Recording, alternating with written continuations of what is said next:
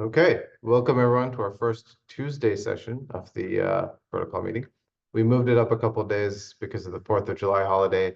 I assume that means that some chunk of people will miss out because they didn't get the calendar change and whatnot. But if you know anyone who wanted to be here, feel free to ping them and have them join. Otherwise, there'll be a recording with all of the updates for folks to discuss later. Cool. We have a good chunk of topics to discuss today, so we'll try to get through them fairly expediently so we can give everything a little bit of attention. So first up is Hubble. We want to spend some time talking about how the network has been going over the last few weeks, the issues that we've had with delayed messages, what we're doing to improve them, and what Hub operators need to do. Second topic is going to be on storage reduction. So we'll go over this FIP. We talked about it a while ago. We'll just bring it up again before the draft is out. Third is a new item. Horsefax has been circulating this for a few days now, but this is a proposal for composer actions in Warpcast that makes it easier to modify for third-party apps to insert frames, modify casts, and kind of generally add functionality to when people are writing casts. So we'll go over that. And then 2 updates on programmable direct casts and decentralized channels from Dan and myself. And finally, some updates from Warpcast on feed improvements and other changes. All right, with all of that said, let's start with the Hubble update. So high level, the number of nodes on Hubble starting at the beginning of June was about 2,000. The number is now 11,000. So that's a 10x growth in the number of hubs that we have. I put out a bounty for anyone who could prove that any of these hubs were fake or somehow spoofing data. No one's been able to solve for that yet. We haven't been able to prove that either. As far as we can tell, a good chunk of these are people following tutorials and running hubs, hoping maybe for some future reward. But many of these hubs are actually genuinely functional. They store all the data, they return all the data. They are, as far as we can tell, real hubs and real nodes of the network. So high level, there just seems to be a meta for people running hubs, and that's creating a lot of hubs. And what that's doing is it's pressure testing our system, and it ended up catching 2 cases where the sheer number of hubs caused hubs to get overloaded. So to recap really quickly, one issue was we have this thing called contact info, and I won't get into the details on this call, but every hub gossips out its own IP address and ports every once in a while for every other hub to know about. That was just happening at a fairly high volume. And importantly, every time a hub received that, it triggered this stats collection process that was expensive. And so as the number of hubs got higher and higher, this collection got very, very inefficient. And that led to hubs just getting DDoSed as the number of hubs grew. Fix is very simple. We literally removed that line and moved it to a different point, and we still collect the stats, but it doesn't DDoS the hubs.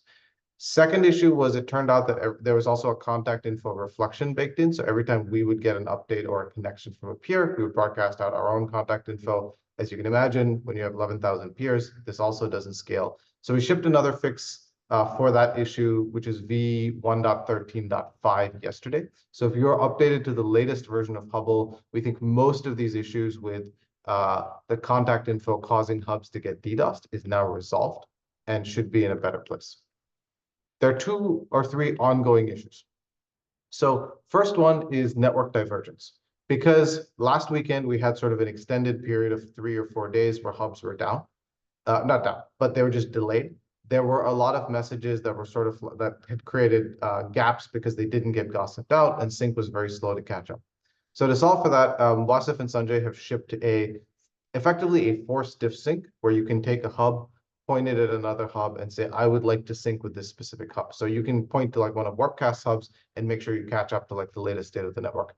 We've shipped this out. Airstack and Nanar have started doing this. So if you use Airstack or Nanar, all the data should be getting backfilled.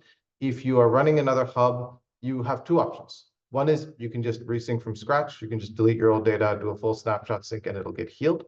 Or 2, if you want to heal more aggressively while connected, because you're processing stuff in a database or whatnot, you can actually point to one of Warpcast hub and do this forced diff sync. If you're not sure how to do that, just DM me after this, and we're happy to help get you set up and get to that. So network divergence, we think, will be resolved pretty quickly by one of these forced syncs, or just generally the network will catch up over the next few weeks. The second issue, we saw something this morning where between 7 a.m. Pacific and 9 a.m. Pacific, there was a 20 to 30-minute delay in messages getting processed. We're tracking down where that happened. It seems to be resolved now. It's just a temporary blip, but we're unsure of whether it was at the network level or the Warpcast level. So that's something we're looking into. Third issue that's been happening is link defragmentation actually had a side effect. So for those of you who remember, link defragmentation was this change where if you had a lot of links, you could compact them down very easily and save storage space. So some user who had like thousands, I think maybe 10,000 follows or links, compacted them all down to one. That was fine. It actually got gossiped on the hubs pretty well. But when it came to reading events off the event stream, that generated a very large event because it basically said, delete these 9,000 messages. Here are their IDs. And that was over 5 megabytes. Warpcast wasn't actually prepared to handle a message of that size or to handle that error more specifically. And so ended up choking on that, which caused delays. We are in the process, we're in the process of patching this on the Warpcast side, but also patching this on hubs so that they don't emit such large events to shuttle and replicators in the future, and actually putting some boundaries around that. So that's kind of the third ongoing issue. Generally, the network feels pretty healthy right now. We actually have the status page on Warpcast, apart from the blip this morning. This is kind of the dashboard that we look at to quantify are things working well. And the way to read this dashboard at a high level is the first chunk is how quickly are we processing messages? So this effectively says, hey, when we've received a message, we process it in under 1 minute. So that's how fast we read it and stick it into our app. This one down here tracks writes. So when a user clicks the button on the app, how long does it take before that's actually sent to a hub? And unread messages tracks the number of messages that are sort of backed up, which is a set of messages that are still being processed or in the queue. This can spike from time to time, but we generally expect it to tend back to 0, and that's healthy. The one thing that is weird that we are investigating is this little chunk here, where for some reason, suddenly 60,000 messages were all processed. This corresponds to the time where people were reporting delays. So this is the one issue that we're actively investigating, and we'll have an update on this. But to recap, if you're running a hub, please upgrade to the latest version of the hub. If you are concerned your hubs may have gaps from last weekend and you want to close those gaps, you'll need to either restart your hub and resync from scratch or do a force sync, which we can help you with. And for all the other ongoing issues, we're actively working on them and we'll be posting updates over the course of the day. All right, with that update, let me pause and see if folks have any questions or any concerns.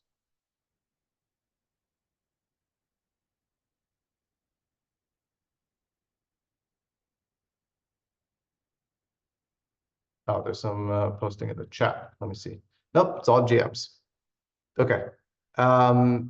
Cool. We will move on to the next topic if there are no other questions. So next one is storage reduction. We should actually have the FIP out today. Just to recap, storage on the hubs is growing. So it's about, each hub is about 140 gigs today. It was 130 last week when we wrote this, 140 today, and we're adding about a gig a day, give or take.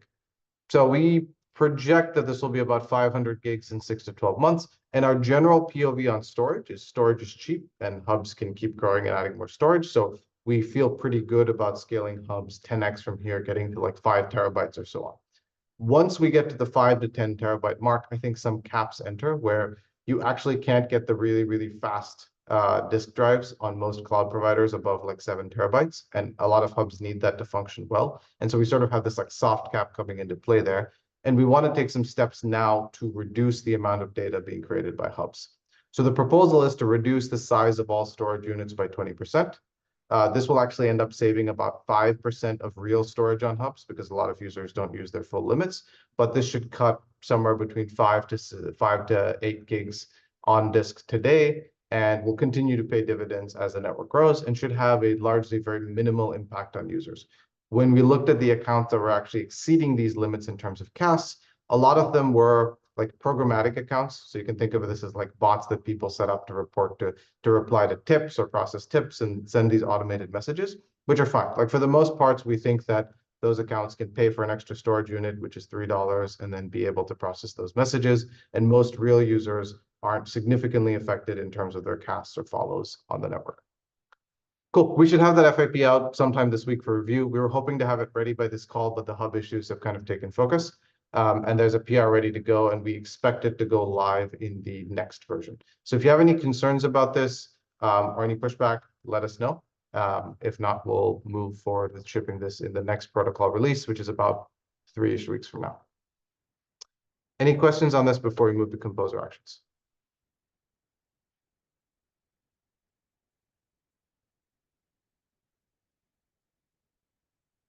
All right, let me give the quick intro to composer actions and then turn it over to horse facts. So high level, the problem that we've been thinking about is, hey, there are a lot of interesting frame applications like polls and events, which people can create, but they're not happening as frequently as we like. And the main reason seems to be it's actually really difficult to discover that you can do this. So for example, to know that you can create a poll, you have to somehow go and discover Ponder, find their poll builder, build the poll, copy the link, paste it into your cast, and do all of this stuff. That's very tedious, and most people just straight up don't do that. And so the big thing that we want to do is enable discoverability by saying, hey, you actually have entry points in the Warpcast UI when you are creating your cast to augment your casts with these things. Polls are the first example. We might do a couple of others as well. And the general thinking is when you click invoke on one of these actions, you'll get a pop-up.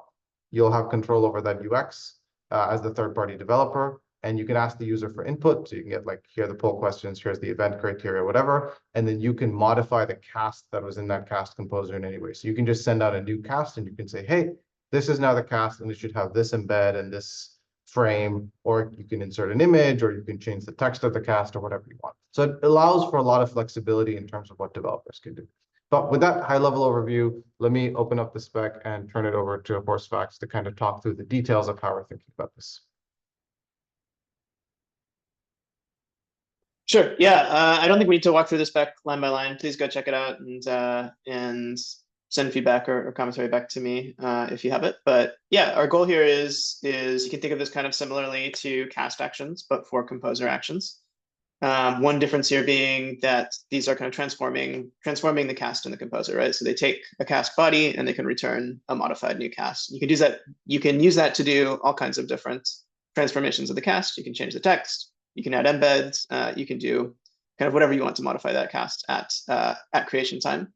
And like actions, these will be composable, right? So you could think about applying multiple composer actions in order to modify casts in different ways. As usual, we're kind of starting with a slim prototype of kind of the simplest thing that could work. So we're going to start with a couple specific use cases here. One of those Varun mentioned is polls, and kind of focus on figuring out how this workflow works end to end to start. But we do anticipate in the future this becomes open, just like cast actions are today. So anyone can register and create composer actions. So we have the request response formats defined in this spec. Go take a look at those if you want to take a look. But essentially, like cast actions, we're introducing a new type here, which we're calling form. This will be an embedded form within a web view in the mobile app and probably an iframe in the web app, which you as the action creator will have sort of UI control over this embedded form. And we think this is a better model for creating embeds and creating frames. Theoretically, you could do this with a frame or with kind of the existing cast action model, but the UX is pretty poor for building a frame from within a frame. So we're going to experiment with this model of trying an embedded form and see where that goes. This is open. This is all kind of in the same format as the existing cast actions as well. If you can look at this spec, it lines up with the way we're creating and returning responses from existing cast actions. So theoretically, if this works and we like it in the future, we could maybe expand this to other contexts, right? So you could envision a cast action that has an embedded form or something like that as well. So no guarantees yet. We're still prototyping and experimenting and figuring out if that will even work in the first place. But first cut of this that we're working on this week is going to be probably a handful of specific use cases, polls, events, things like that. And then we will open this up to folks who want to build their own composer actions. One thing worth calling out, I think when Horsefacts talked about the long-term vision for this, it's like there are many actions and you can search for the ones that you want and you can find and you can create them. So there's sort of this very flexible search for how to modify this cast. V1, we want to keep it very simple. We think there's going to be a small handful of actions, maybe 2 or 3. And so we're working on those. If you have an idea for something you would want to build, please reach out to us. We're happy to work directly with you and incorporate that into this UI. It will be very hard-coded and manual for V1 in that there will be buttons and there'll be a few ones that we choose that will show up there. And if that works and there's a lot of uptake on it, we'll evolve into closer to like the App Store model where you have lots of different actions that are available for casts. Cool. Dan, anything you want to add on that before we move on? No, I think the goal here though is to really drive usage. I think the biggest issue with frames is we don't provide durable distribution for developers. So while they're kind of fun to play around with or a one-off, like maybe generating a transaction for a mint or something you're trying to do, if you're actually trying to build like an ongoing relationship with users via frame, allowing kind of cast actions to be the glue here, and potentially either through additional new frame distribution or composability with them. I think if we can nail distribution, then that's actually what matters. And I think an important also thing is making all this work on mobile. I think we've seen kind of like the Blink stuff that came out last week, which I think got a lot of hype, but the reality is it doesn't work in the X mobile app. Whereas all this stack that we've built with both actions and frames can meet the users where they are actually in mobile, both in composing and then actually in consumption. Cool. I'll turn it over for any questions people have on this before we move on to the next topic. I had a question. In terms of prioritization, like, can you talk a little bit more about whether how did you guys figure out like to focus on the creation aspect of frames and versus like, let's say, the consumption aspect where they might be clunky to use. They take more seconds to kind of like to switch between pages and so on, and why the creation aspect right now versus the consumption? It's a good question. We kind of looked at both, and I think there are both problems right now. Like it's like for a chunk of frames that are more like applications, like they are not getting created, and people want to have the discoverability to create the pulls. And there was a very, very easy way to fix that. So this felt like, hey, there's a 2 days to 3 day sprint. We can actually have this cool composer action. We can insert more stuff. The thing that we think we want to do right after we ship this, i.e. next week, is actually go and make the experience for rendering frames a lot better and a lot faster. And we have a couple of early ideas that we're kicking around in a doc that hopefully we'll be able to share by today or tomorrow. But that is our second priority and something that we want to start on next week. Cool. Yeah.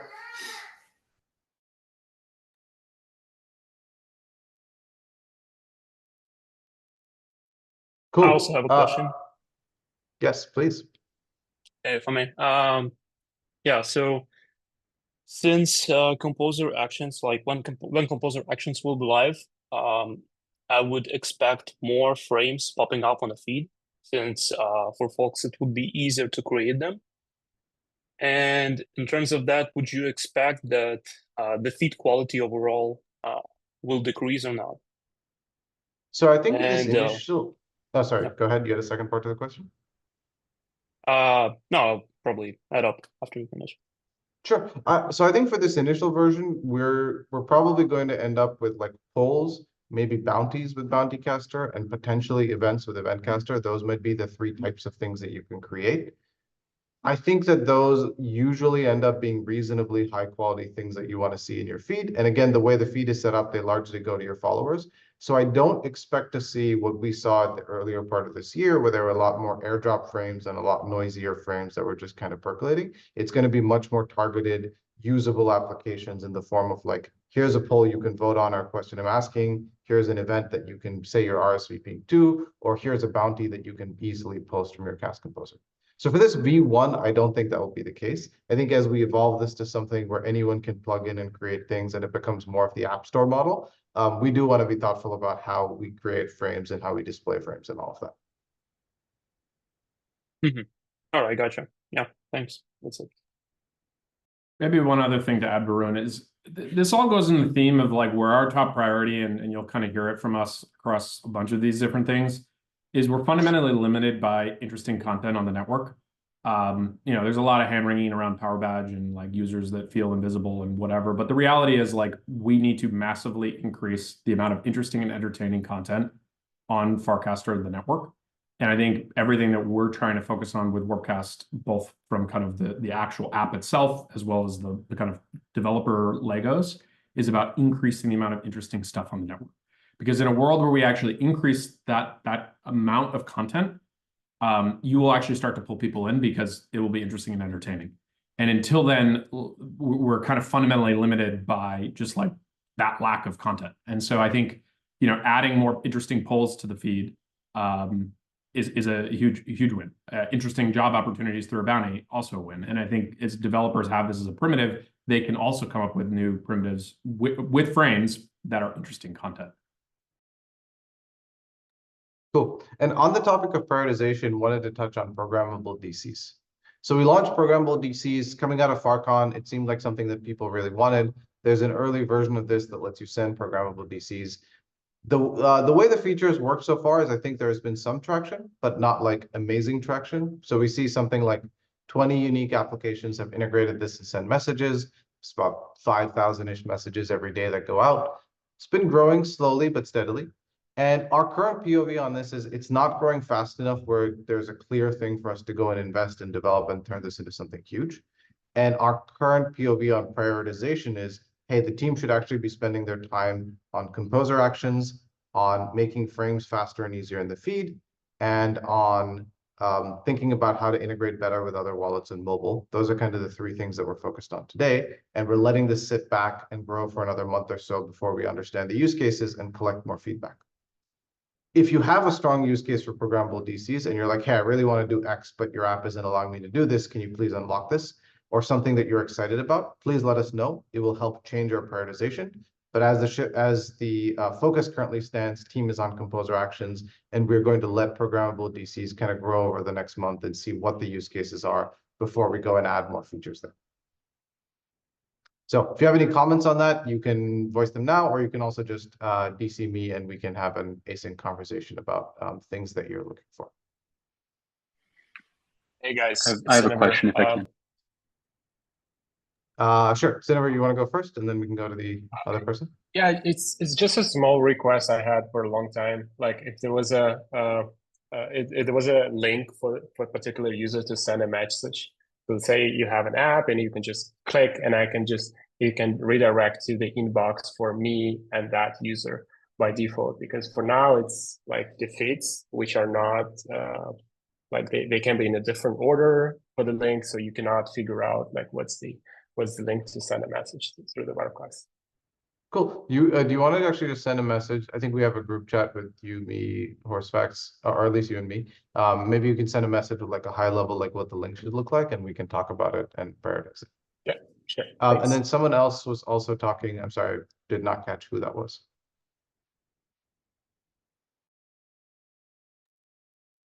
If you still want to raise a question, you can step up now. I also have feedback if they're not ready to speak. Yeah, I think testing. Can you hear me? Yes, we can hear you now. Sorry about that. Yeah, I've been building a group chat for Heno and some other musicians who want like group chats embedded directly in their artist websites. We originally were going to go through XMTP, and after talking with the team and looking at their docs, it looks like group chats in XMTP are super early alpha, and they give a whole lot of flags and warnings saying, don't use this.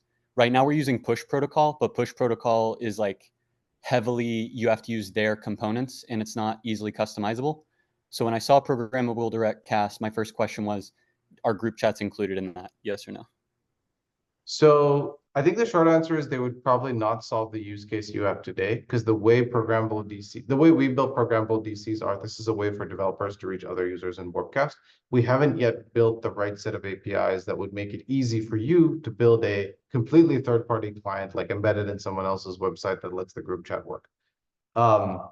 It's a good request. If you can tell us a little more about like what you're trying to build, we can let you know how we're thinking about it. To be frank, it's not going to be ready today, so we would not encourage you to shift to programmable DCs today, but it is something that we want to support over time. Thank you, Varun. Very, very helpful. Cool. And then someone else had some feedback that they were raising. Yeah, so we've been using the first iteration of programmable DCs and have really liked it. It actually allowed us to ship our app to the App Store to get around, Apple's payment in-app purchases by using a DC.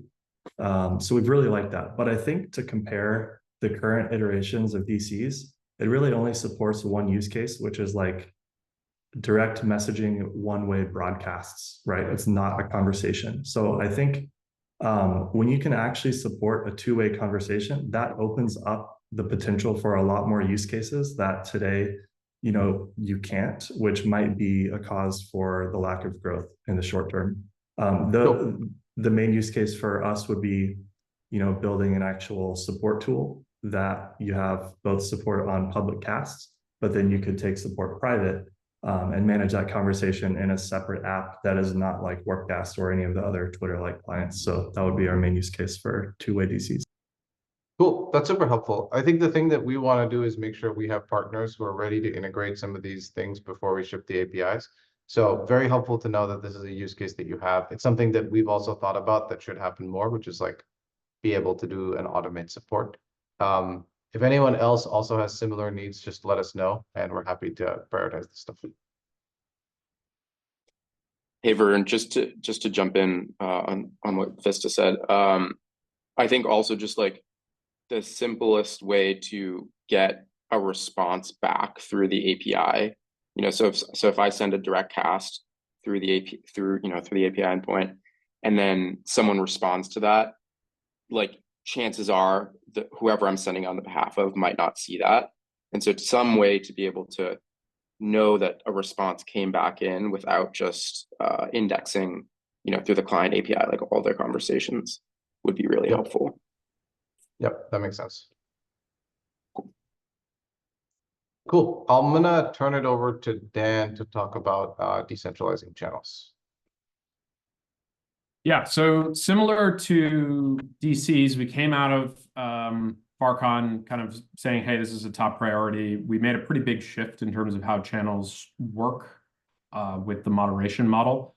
I think it's been a bit rocky in terms of just transition, but we made some iterations, and I think we're in a relatively stable place. Like when I ask people, channel hosts specifically, what they're looking for, we kind of have like 6 main items to go work on. I think what's challenging is relative to other prioritization, none of those things actually change the core part of the network. They do not drive growth. Like hide and ban make channels feel a little better, but the reality is most people don't click through to channels. So it's kind of giving the host something that they want, but doesn't actually change our core problems as a network. So where we've had the team focused is channels have been steady state, and what we're really trying to figure out is, can we increase the amount of casting in channels?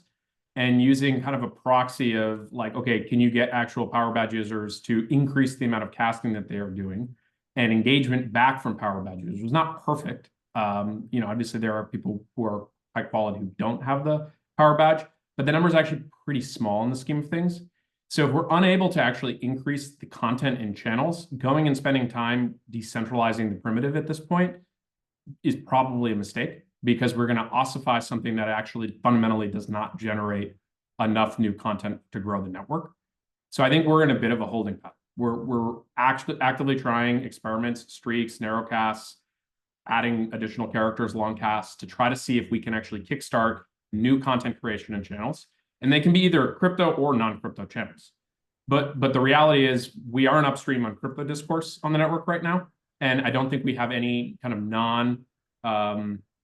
crypto channels that are absolutely kind of like S tier, generating a ton of content that's actually driving growth for the network. And so open to feedback if people are specifically saying, hey, I'm really looking forward to building a specific thing with decentralized channels. But my sense is, just given that I haven't gotten a lot of feedback on timelines, is that actually that is a kind of like it would be nice to have. They'd like the idea of it. But in terms of actually rotating the core team off of like protocol growth and growing content quality on the network, probably a mistake at this point.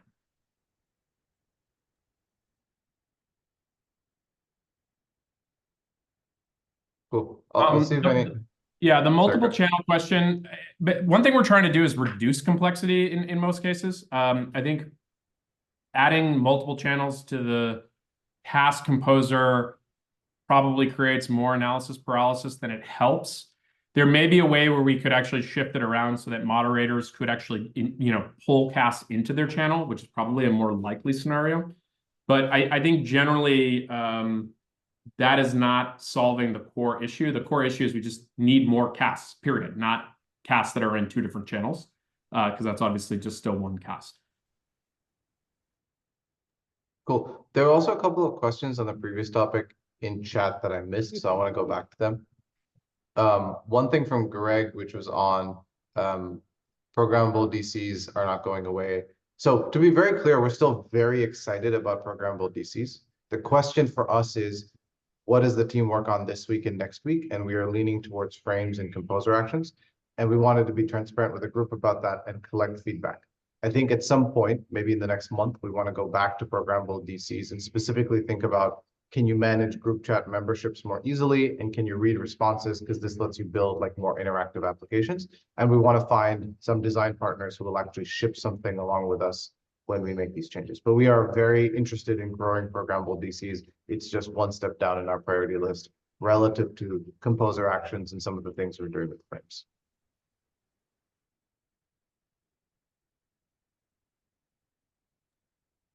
Okay, cool. Last call for questions on any of the topics so far before we go to our last agenda item on broadcast updates. There is one on channels. Brand and public channels, sure, that anyone's able to go build that. I don't think that's going to drive new users. Kind of it's probably second tier content. I think ultimately you need content creators or people who are actually posting interesting, novel, interesting, entertaining, whatever kind of thing that gets you to use social media. That's what we have to kind of drive. I also think that the other thing is we are excited about decentralized channels, but it goes back to this idea of prioritization. And so I think where Varun and I are is like the existential issue for the network right now is kickstarting quality, supply of quality content. And if we cannot figure out how to do that, everything else we work on is kind of like making everyone feel good, but the reality is not actually solving the core problem. And so I think that's why we've rotated the team to focus, at least again, for the next few weeks on this problem. And if we can kind of turn that around, then we can kind of reevaluate the set of priorities. We don't make 6-month plans here. Like we operate on a kind of weekly or bi-weekly cadence with a general sense of what is the most important problem to solve for the network at any given point. All right, let me talk about some of the feed improvements we've been making on Warpcast. So one of the big things that we've been thinking about is how to make the experience of dealing with spam better. And earlier this year, we shipped priority mode, which was a fix that sort of got rid of a lot of spam from people's feed by making sure that the conversations, when you click into them, are only going to be messages from people you follow and people with a power badge. This was good, but it had the unfortunate downside of making it really hard for new users to break through, because by definition, you're not yet followed by a bunch of people. So the change we wanted to make now, as we've had more time to work on the spam problem, is develop better detection systems for spam. And then once we're confident that we're catching most of the spam, actually move to a simpler model where whenever you look at a conversation, you get to see all of the replies that are high quality, and any replies that we think are low quality get moved into a separate bucket that you can tap on a button, expand, and look at. And so that way you get like a good sense for, okay, I'm not inundated with all of the spam that's unnecessary, but I have the ability to go and dig into and look at things that are probabilistically may or may not be low quality. So the two things that we built, one is we've improved the way you can report casts. So now you can tap report, you can choose a category, and you can report a cast. We will actually send you notifications if we take action on a cast that you've reported. So you go ahead and report somebody, they actually ended up being categorized as spammy, you'll get a notification. So you actually know that your reports are working and helping other users. The other experiment that we're running this week is we actually think the quality of spam filtering has gone up. It's not perfect. There's still some spam that gets through, but it's to a point where we're trying to turn off priority mode and get feedback from people and see if it's good enough to switch to that being the default experience, and then continuing to work on improving spam filtering and making that better and improving that over time. There's a question on like, what do you define as spam? And the simple answer is spam is two things. One is it's posting in public spaces. So this is by definition, other people's conversations, people you do not follow, and channels you do not own. So you are posting in public spaces and you are posting things that is largely uninteresting to a large group of people. Typically, you're doing this to farm likes, engagements, follows, things like that. And that's just a broad definition of spam. The way we actually look at it is there's a bunch of things that can flag you as being spammy. So there's one class of things is being reported by a bunch of users. Another class is behaviors that seem like you're automated or posting content with a script or on a schedule or things like that. All of this gets filtered up. We have automated systems that review. We also have manual heuristics and things that we apply on top. And that's kind of how we identify spam on the network today. This is going to be a constantly evolving process, and it's a cat and mouse game. And so we expect to continually change how we filter, how we identify, and how we qualify spam. The two things that you can do that are most helpful to us are, one, give us feedback on how this is working, particularly if you're seeing a lot of false negatives, i.e., or false positives. So people who are in the low quality bucket who should not be there, or people who are not being filtered into there who should be there. You can report, or you can let me know if you're seeing anything weird. That would be very helpful over the course of this week as we're rolling out better spam filtering. Cool. Let me pause there and see if there's any questions on any of that.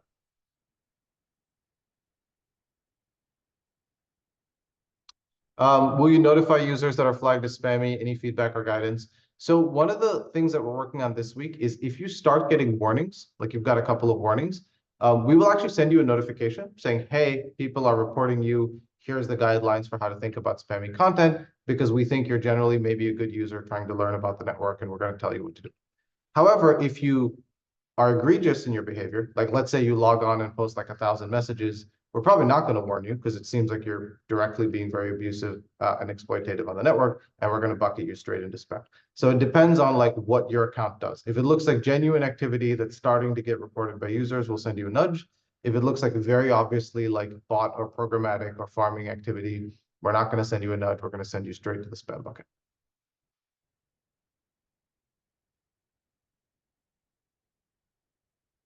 Cool. All right, we're almost at time. We'll open it up for any questions people have on spam filtering or any other things that people want to discuss before we close this meeting.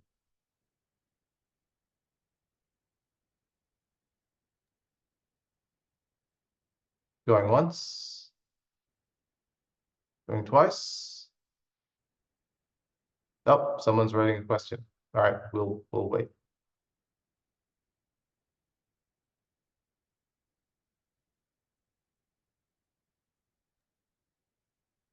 You can also just step up and ask it.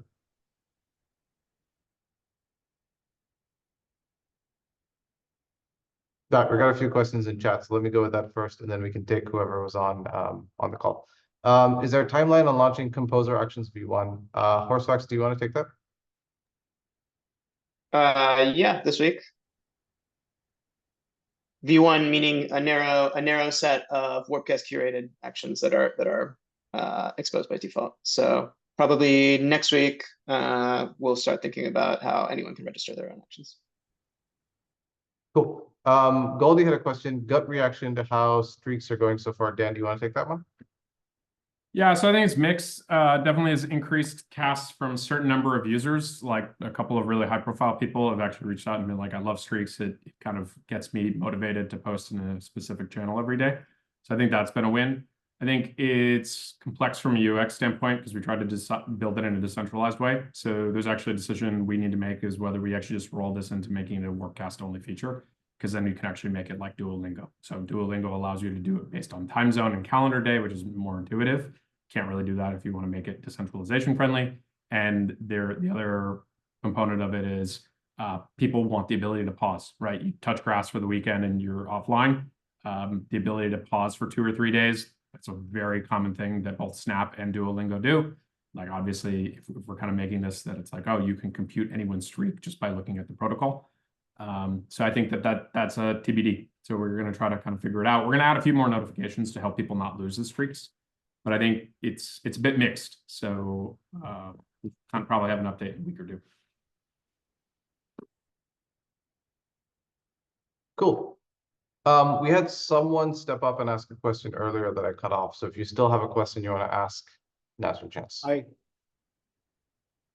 Hi, can you hear me? Yes. My name is Ashish. So I have 2 questions. One of the question is, do we have a marketing strategy or plan or etc. team for the growth of Farcaster inside? Like that takes care of strategies, how to increase the DAU, etc. I think you are looking at the marketing and strategy team right here on this call. Okay. So for example, if I have a strategy, if I want to share something based on my experience, based on talking to people, chatting with people, DC, etc., from different regions, let's say South Korea, Japan, Pakistan, and etc. countries. So based on that, if I want to share my suggestions, I mean, how do I do that? Like I shared a chart. I made a chart in like 10-15 minutes for Dan based on the DAU something. Cool. I mean, you're welcome to cast it and tag us. We'll try to take No, a no, look at it and respond to it as best we can. We can't promise that we will be able to respond to everything, but if there's some thoughtful, high quality proposal, we usually try to take the time and give a quick response to it. Okay. Second thing was on channels. So channels, in short, what again, I will make something and then I'll share it with Dan. In channels, what I meant to say was there should be two kinds of channels. One is for the brand, etc., etc. Like we have pages on Twitter, and other should be personal. Like for example, anybody can cast in it. So they both are decentralized. Now, the one with the brand is very important based on the scams and based on the frauds that happen. So, I mean, for example, this is my suggestion that we can have two kinds of channels. For brand channels, it should be limited to the people who are in the brand, like the pages on Twitter. Now, the other decentralized channel, which is like decentralized channels update on channel, that should be completely decentralized, whatever the thought is there. But for brands, it's very important. Like, for example, there was a scam that happened. A person shared the coin link and address, and that person was sleeping who was the owner of the channel. And by that time, there was like, so these are the things that would save. I mean, this is just my suggestion. I will make notes and then I'll share it, and then the team can think about it. You don't have to Sure. think it right now. I'll take that into consideration. I think that what I would say in that specific case is just use an account. You don't need a channel, right? So you could have your brand account and then no one can post on that profile and it can kind of be official. But yeah, I think generally brands are useful to have, but I think overall that isn't going to drive growth for the network. But if you have a specific proposal, feel free to tag me on Farcaster on both of the things. I'm sorry. I'm sorry to cut. We're going to keep moving on to the next question. If that's Yeah, okay. Ashish, we have one more question which we want to take for the end of the call, so we'll take it async if that works. Delchin, what's the likelihood of Connect X profile and Warpcast to receive notifications for X? I think this is something we've been excited about shipping for a while. As you pointed out, we shipped the like fast manual version of it where we mapped it for a few users just to see if it's interesting to people. I think general response is yes, it is. And so the idea of being able to connect your profile and Warpcast and maybe even publish a verification of that to hubs is something that's on our roadmap. It just hasn't bumped to the very top, but it's something that we definitely want to do. Yeah, the way I'd kind of think about this is it likely is not going to add any additional casts for existing users, right? So the users we targeted with the manual mapping are people we're hoping to get back on Farcaster. And so adding this would be nice. Everyone can link up their profile. But it's engineering work that basically doesn't solve an immediate problem that we have. All right, I think that brings us to the end. Thank you all for making it and for following the schedule changes. Appreciate all of you showing up on a Tuesday. And we will see you 2 weeks from today at the next dev call. And as always, you can ping us async between that. Talk to you all soon.